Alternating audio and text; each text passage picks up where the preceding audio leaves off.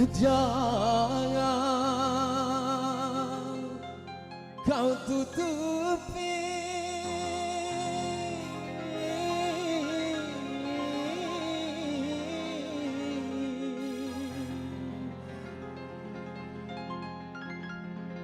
wajahmu sayang dengan 10 jarimu. DYK Audio.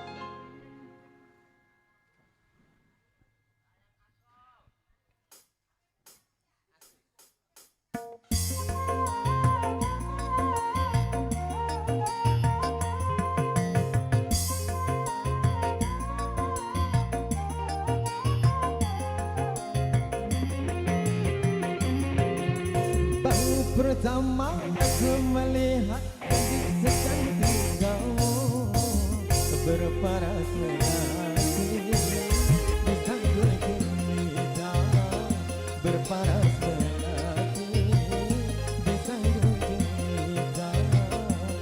Nur Aziza, Nur Aziza,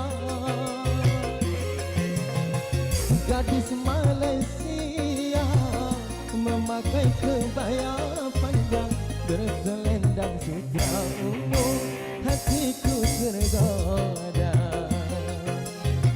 Boleh boleh tak boleh wajah hatiku pandang, boleh boleh tak boleh aku jatuh cinta. Baru pertama aku melihat gadis secantik kamu berparas melati di sanggul cerita berparas melati di sanggul cerita.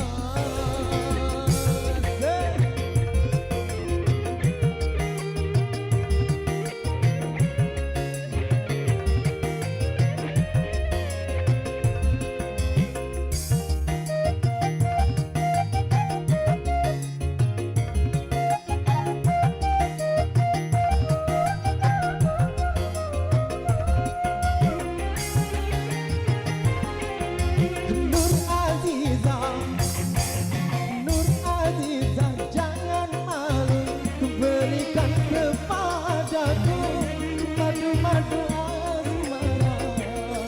Semakin ku pandang, semakin haus pula cintaku.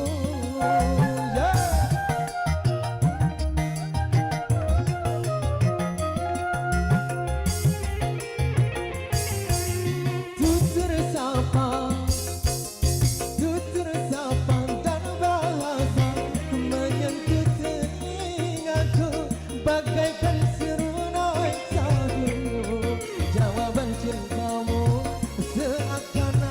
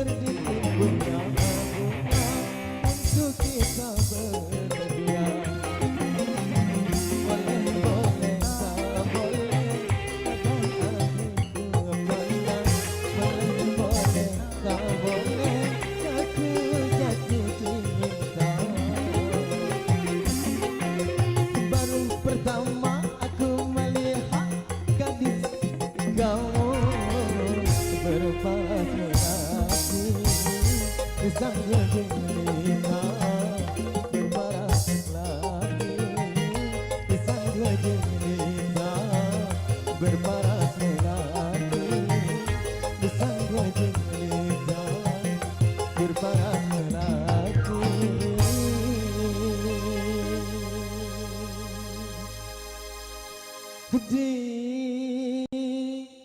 disanggup jelita.